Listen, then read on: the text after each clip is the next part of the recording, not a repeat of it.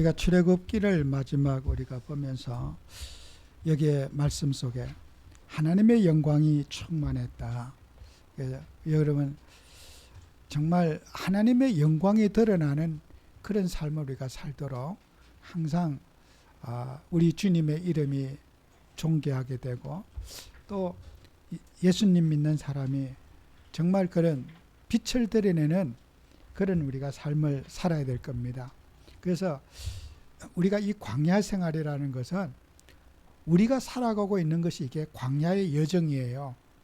그래서 출애굽에서 하나님 자녀가 되고 홍해를 건넌 이스라엘 백성들이 40년 동안에 그 살아가는 무대가 바로 우리가 그 삶을 광야의 여정 속에 우리가 살고 있고, 가나안은 천국을 말하겠죠. 가나안은 우리가 이제 완전한 구원, 천국을 말하게 될 거예요. 그럼 우리는 하나님은 모세를 비해서 그의 백성들을, 출애굽한 백성을 광야에서 죽게 한 것은 우리도 이 광야에서 죽어요. 이 죽어야 이제 천국에 이제 가나안에 가는 거, 요단을 건너가는 거요. 이런 찬송가에도 요단강 건너가 만날 있잖아요. 그게 이제 우리 성경에서 이렇게 그 말씀을 찬송가를 지은 거예요. 우리 요단강을 건너가야 돼. 요단강 건너가는 게 이제 천국에 가는 걸 말해요. 그래서 우리는 이 광야 생활에서 우리는 늘 해야 할 일 우리가 붙잡고, 또 우리 광야 생활 속에서는 정말 애굽에 있는 불신앙을 다 버리는 그런 우리가 축복을 누려야겠죠. 그래서 애굽에 있는 불신앙을 버리기 위해서는 우리가 사도행전에 나타난 응답을 저와 여러분이 받아야 돼요. 불신앙은 우리의 힘으로 못 버려요. 내가 있는 체질이고 내 인생이고 인격인데 내가 나를 버릴 수 없는 거예요. 다른 힘이 필요해요. 내 스스로 육신의 어떤 탐욕과 소욕을 버릴 수 있다. 그건 하나님 믿을 필요가 없지요. 인간은 자기 인생의 틀 속에 갇혀있기 때문에 내 인생의 틀을 깨뜨릴 수가 없어요. 저마다 자기 인생의 틀을 갖고 있어요. 태어날 때부터 정말 김형일이라고 하는 인생의 틀을 갖고 태어났어요. 그 틀이 새로운 이제 틀로 바뀌어야 되는 거예요. 그죠? 내 스스로 내 틀을 못 바꿔요. 그래서 사도행전 2장의 1절에 4절에 보면은 바람 같은 성령이, 불 같은 성령이, 어제도 뉴스에 보니까 어디 지역에 뭐 경북 어디에서 산불이 났다고 그러더라고요. 이 바람을 어제 엄청 크게 불었거든요. 하여튼 뭐 헬기고 온 동원해서 저녁 뉴스에 갑자기 바람이 잠잠해져 가지고 뭐 주부를 잡았다는 뉴스가 나오더라고요. 여러분, 이 바람의 강풍에는요 불을 못 꺼요. 그죠? 여러분, 성령의 바람이 여러분에게 불어야 돼요. 그죠? 이게 이제 성령의 바람이 교회에 불고 성령의 바람이 내 인생에 불어가지고 바람은 막 눈에 보이지 않지만은 이렇게 존재하는 거잖아요. 바람은 눈에 안 보여요. 그러나 바람은 눈에 안 보이면서 그냥 싹 그냥 영향을 준단 말이에요. 그죠? 그렇죠? 우리가 성령의 바람이 우리 속에 불어야 한다는 거예요. 그죠? 불은 뭡니까? 태우는 거를 말. 불 같은 성령. 입에서 불의 혀같이 갈라지며 뭘 태워요? 우리의 야망, 소욕, 탐심, 이게 성령의 충만함을 통해 다 태워 없어지게 되는 거예요. 그죠? 그래서 오순절 마가다락방에 있던 그 성령은 바람 같은 성령이고 불 같은 성령이에요. 조용하게 보이지 않는 영향을 다 주게 되고, 종교를 정복하고 미신을 정복하고 우상을 정복하고 막, 이 바람이 부니까 그냥 우상이 다 무너지는 거예요. 소용하면 싹 다 무너져. 그게 초대교회의 역사는 바람의 역사였어요. 눈에 보이지 않으면 삽시간에 그냥 유대를 변화시키고 사마리아를 변화시키고 땅끝을 향해서 막 바람처럼 막 폭풍처럼 불어나갔다. 불을 끌 수가 없었어요. 그 불이 뭐. 오늘 우리에게 바람이 불어야 됩니다. 무슨 바람? 성령의 바람이. 기도하셔야 돼요. 성령의 바람이 우리 가정에 불게 해주시고, 성령의 바람이 내 인생 속에 불게 하시고, 성령의 바람이 나의 직장 속에 삶 속에 성령의 바람이 불게 해주십시오. 말씀 붙잡고 한번 기도해 보세요. 내 인간관계 속에 성령의 바람이 불게 해 주십시오. 그리고 성령의 소멸의 역사, 불같은 성령의 역사에서 내가 버려야 할 거 소각하게 해주세요. 내가 모르는 나 태워주세요. 내 인생의 털이 태워지게 해주세요. 말씀 붙잡고 기도할 때 여러분 하나님의 능력이 나타납니다. 그래서 누가복음 5장 36절 39절에도 예수님 말씀하셨어요. 새 옷에서 한 조각을 찢어 낡은 옷에 붙인 자가 없나니 만일 그렇게 하면 새 옷이 찢어질 뿐이요 새 옷에서 찢은 조각이 낡은 것에 어울리지 않아 새 포도주는 남은 가죽 부대에 넣을 자가 없나니 만일 그렇게 하면 새 포도주가 부대에 터져서 포도주가 쏟아지고 부대도 못 쓰게 된다. 새 포도주는 새 부대에 넣어야 할 것이니라. 묵은 포도주를 마시고 새 것을 원하는 자가 없나니 이는 묵은 것이 좋다 함이니라. 우리 성도님들은 술 맛을 모르잖아요. 그죠? 뭐 술꾼들이 알죠. 저는 술 맛을 조금 알아요. 최근에 알았어요. 어떻게 알았냐? 이 술은요, 숙성이 돼야지 좋은 거예요. 숙성. 오래 숙성이 되면요, 정말 좋아요. 깔끔해요. 근데 숙성이 안 된 것은 뭐 화학약, 뭐 소주라든지 이런 거는 몸에 정말 해로울 것 같아요. 제 생각에. 아주 포도주를 숙성을 시켜야 돼요. 제가 독일에 예전에 가니까요. 그 매장에 이렇게 보니까 포도주 그거 막 US 달러로 표기했는데요. 내가 공을 막 손으로 그 이제 이렇게 진열장에 세려봤다니까. 포도주가 막 1,000만 원짜리도 있고 막 200만 원짜리도 있고 한 병에 그런가 하면은 10,000원짜리도 있고 몇천 원짜리도 있고 그냥 대중들이 먹는 그런 몇천 원짜리 포도주도 있고 싸요.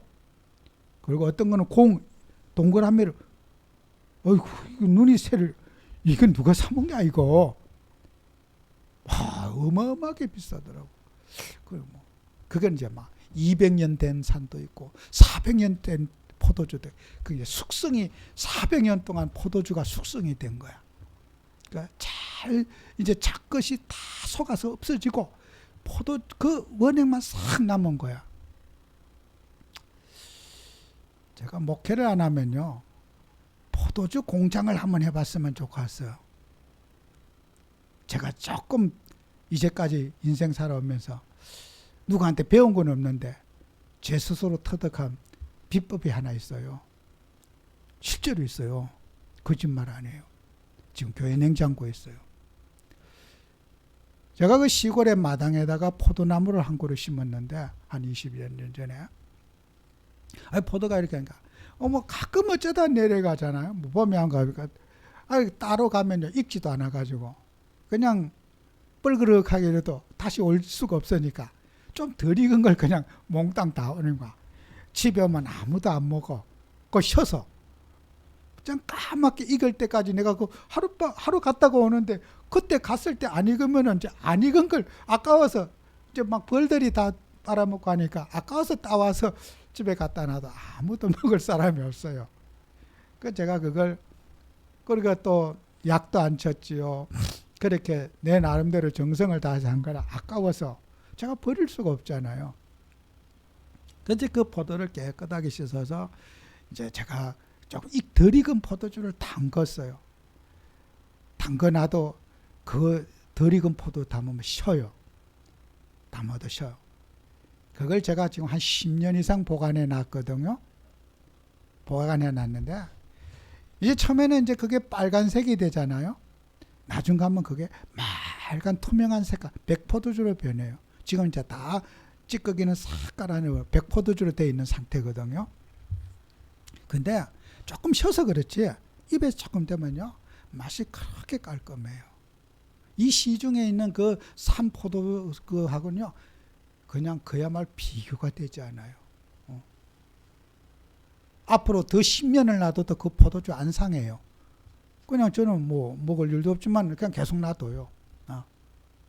그 앞으로 100년이 지나도 안 상해요. 거기에는 왜 그런 줄 압니까?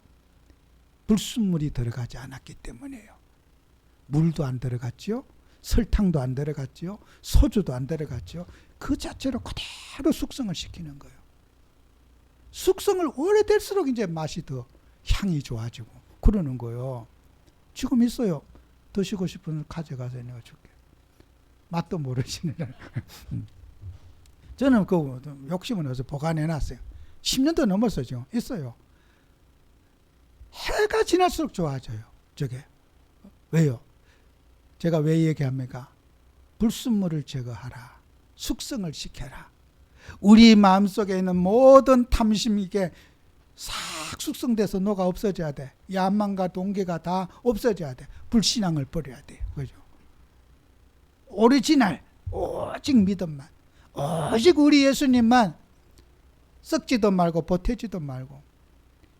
그래서 제가 나이를 더 오래 살면은 포도주 공장을 한번 했으면은 내가 포도주 팔아서도 돈 될 텐데. 포도주 맛을 아는 사람은 이게 가격을 따지지 않고 아마 살 건데. 제가 농담입니다만은 저는 포도주 공장 자신 있어요. 내가 몰라 저만큼 이렇게 물론 기술자들 알겠지만 저는 이게 스스로 터득했어요. 누구한테 배운 거 아니에요. 한 번도 제가 실패한 적이 없어요. 청년 때부터 지금까지 오면서 제가 포도주 담아갖고 실패한 적이 없어요. 뭐 거기에다 술을 붓거나 그런 적 없어요. 그대로 했어요. 지금 아무것도 하지 않았어요. 아마 가치를 아는 사람들은 그 가격 따지지 않고 먹을 거예요. 여러분이 정말 하나님을 하면서 우리는 예수 그리스도의 복음 외에 어떤 것도 다 불순물은 제거하자. 새 포도주는 새 부대에. 그래서 부대가 저 포도주 부대가 가죽 부대가 낡으면요 오래 숙성을 못 시키는 거예요. 누구든지 오래 숙성시킨 그 예수님 그랬잖아요. 그 포도주를 원하는데 해포도주를 원하겠느냐. 묵을수록 그 숙성된 그걸 원할 텐데 포도주를 먹는 사람은 예수님이 술맛도 아시나 봐요. 예수님이 성경에 보면은 38절에 있잖아요. 누가복음 5장 38절에 새 포도주는 새 부대에 넣어야 할 것이니라. 묵은 포도주를 마시고 새 것을 원하는 자가 없다. 예수님이. 아이 금방 담은 포도주가 맛있겠어요? 오래 숙성된 게 맛있다. 술을 마시라는 사람은 오래된 그 포도주를 원한다 이거요. 그처럼 우리는 어떻게 해요? 우리의 그릇이 그 숙성을 잘 시켜서 우리의 인생의 불신앙들이 불순물이 다 녹아 없어져야지 제대로 맛을 낼 수 있다는 거예요. 그죠? 우리는 불신앙과의 싸움에서 승리하는 우리가 돼야 될 겁니다. 그래서 여러분 이 출애굽의 이 광야 생활은 뭡니까? 성막 늘 텐트 쳤다가 텐트 걷었다가 예배 생활이에요. 광야의 가장 중심상 예배. 늘 하나님 앞에 예배하는 삶. 성전 지었다가 뜯었다가 이동했다가 해가 떠오르면 가고 여러분 예배 중심의 삶을 광야 생활에서 주님이 우리에게 요구하시는 거 아니겠어요? 그 예배도 내 마음대로 합니까? 성령님도 받아야 되는 거예요. 항상 구름이 탁 떠오르면 가고 구름이 멈추면 서고 그건 언제 갈지도 모르잖아요. 우리는 항상 그래. 광야 생활에서 하는 거야. 감사를 배워야 돼. 늘 불평불만 막 육신의 욕구를 못 채워서 불평불만 그걸 내려놓는 게 광야 생활이에요. 늘 감사. 아까도 얘기했잖아요. 마귀도 하나님이 허용한 일만 사고를 치는 거예요. 마귀도. 마귀 지 맘대로 못해. 하나님의 주권 안에 마귀도 있다니까요. 하나님의 만든 피조물이에요. 마귀도. 하나님을 능가하지 못해요. 하나님이 마귀 보고 지시해갖고 하나님 자네 건들지 마. 그러면 못 건들라요. 하나님의 주권 안에 있는 거예요. 그래서 하나님은 악인도 적당하게 만들었다 그랬어. 그 악한 것을 우리가 고칠 수 있는 것도 아니에요. 하나님이 말씀해 주셔야 돼요. 그러니까 여러분 마귀도 하나님의 소유입니다. 귀신도 하나님의 소유고 사탄도 하나님의 소유예요. 여러분, 하나님이 관리하지 않는 것은 이 세상에 아무것도 없습니다. 그러니까 우리가 원망할 일이 없어요. 감사. 늘 하나님의 결정에 아멘, 감사합니다. 불평하고 원망하지 말고 감사. 늘 감사하세요. 그게 우리 주님이 원하는 거예요. 홍해를 걷는 것에 감사, 출애굽한 것에 감사, 하나님의 백성을 늘 일용할 양식을 보호해 주시는 게 감사, 감사가 끊이지 않는 그런 삶을 꼭 여러분이 사셔야 돼요. 그리고 마지막으로는 가나안의 언약을 딱 붙잡으셔야 돼요. 가나안. 가나안은 천국을 말하는 거예요. 여러분과 저는 요단강 건너는 날이 옵니다. 그죠? 세상과 이별하는 날이 와요. 영원한 하나님의 나라를 우리가 소유하게 되고 그 땅에 간 날이에요. 우리가 그 땅 갔을 때 하나님은 언약을 딱 우리에게 붙잡기를 원하시는 거예요. 창세기 12장 3절에 말씀하고 있거든. 너로 말미암아 모든 족속이 복을 받을 것이라 그랬어요. 복을. 네가 붙잡은 그 메시아 언약, 너의 후손을 통해서 하나님의 백성들이 복을 받게 될 것이다. 처녀의 몸에서 태어날 그자 메시아 그리스도 그 언약의 후손으로 너를 세웠다는 거야. 아브라함을 통해서 하나님은 언약의 백성 삼고 메시아 후손을 삼겠다는 거예요. 정말 저와 여러분은 그리스도의 후손들입니다.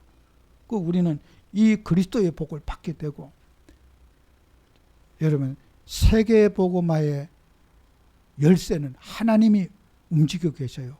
계절, 날씨, 정사와 권세 모든 것은 하나님의 주권 속에 있어요. 그러면 우리 인생의 모든 시간표는 하나님의 그 절대 주권 속에 내가 오늘 존재하고 있는 거예요. 내가 내 마음대로 할 수 없어요. 우리가 열심히 하면은 세계복음화가 되고 안 하면 안 되는 게 아니에요. 주님이 복음의 바톤을 후대에게 하나님은 다 물려가게 염려할 거 없어요. 뭐 내 죽으면 어떡할까? 아니, 죽는 사람이 뭐 걱정할 게 뭐가 있어요. 그냥 천국 가면 되지. 죽을 천국 갈 사람이 걱정할 거 하나도 없습니다. 그냥 가면 돼요.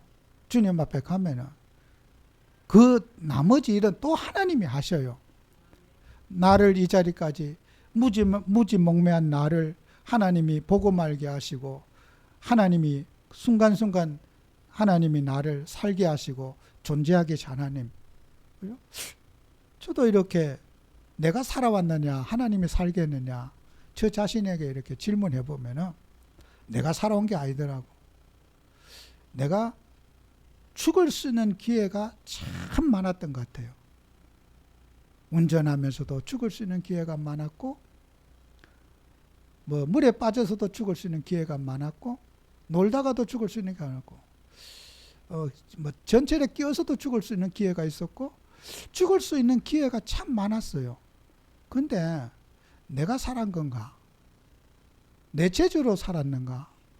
아무리 생각해도 나는 하나님이 나를 안 죽게 해주셨어요. 돌이켜보면 제가 운전을 만 40년 넘어 했거든요. 만 40여 년 했어요. 그런데 죽을 수 있는 기회가 참 많았어요. 지금까지 안 죽고 살아있어. 진짜요. 그 내가 그거 위기를 모면했나? 그 교통사고를 내가 모면했나? 내 재주로? 아무리 생각해도 내 재주가 아니에요. 하나님이 갈 데가 안 됐으니까 살려주신 거예요. 저는 그 순간순간 그런 일들이 내가 산 게 아니라 주님이 살게 했기 때문에 이 자리까지 있는 거예요. 여러분, 내가 살았습니까? 주님이 여러분을 살게 했고 이 자리까지 있게 하셨어요. 주님의 뜻이 없는 게 없어요. 내가 왜 살고 있지? 주님이 살게 하시니까 사는 거예요. 오늘 우리는 주님이 나를 이끌어 가신 거기에 대한 여러분이 감사하고 영원한 언약 속에 나를 탁 세워야 돼요. 복음 속에 나를 세우고 주님의 절대 주권 속에 나를 세우는 그런 응답받는 지역 돼야 돼요. 오늘 우리는 하나님 자녀가 이 언약 붙잡고 범사에 하나님의 영광을 드러내고, 그죠? 우리 여러분 세상에서 뭐 어떤 불의한 일을 보고 어떤 일 봐도 하나님을 믿으세요. 내가 마음대로 못해. 그래서 우리는 예수님 앞에 항상 우리 자신을 세우면서 주님의 영광 위에 사는 여러분 되시고, 또 이번 주에도 기도하시면서 늘 성령의 역사를 갈망하셔야 돼요. 아까 서론에 얘기한 대로 바람과 같은 성령이 임해서 나의 모든 인생이 성령의 그 역사 속에 내가 거기에 머물고 존재하고, 또 하나님이 필요할 때 나를 도구로 주님이 쓰시고, 그죠? 우리 주님이 농부시고 나는 그의 도구인데, 도구는 하나님 필요할 때 잠깐 쓰이고, 또 도구의 역할 끝나면 또 제자리에 갖다 놓고, 농부는 도구 관리하십니다. 우리가 뭐 도구가 뭐 용 쓴다고 됩니까? 도구는 항상 자기 자리에 있으면 돼요. 하나님이 필요한 시간에, 하나님이 필요한 일에, 하나님이 필요한 도구로 내가 준비되어 있으면 돼요. 그죠? 우리는 도구 이상도 도구 이하도 없어요. 정말 여러분 주님의 도구들입니다. 여러분은 주님이 필요한 일에 여러분과 저를 도구로 각자 역할에 따라서 가정을 위해서, 교회를 위해서, 이 사회를 위해서 그런 도구의 역할을 감당하는 여러분 꼭 되시기를 축원합니다. 기도합니다. 주님, 우리는 모든 삶이 하나님의 영광을 위한 삶이 되게 하시고, 우리는 도구 이상도 도구 이하도 아닌 주님이 쓰시기에 합당한 도구로 늘 기다리고 준비하며 주님께 합당하게 쓰임받는 저희들이 되게 해 주옵소서. 예수님 이름으로 기도합니다. 아멘.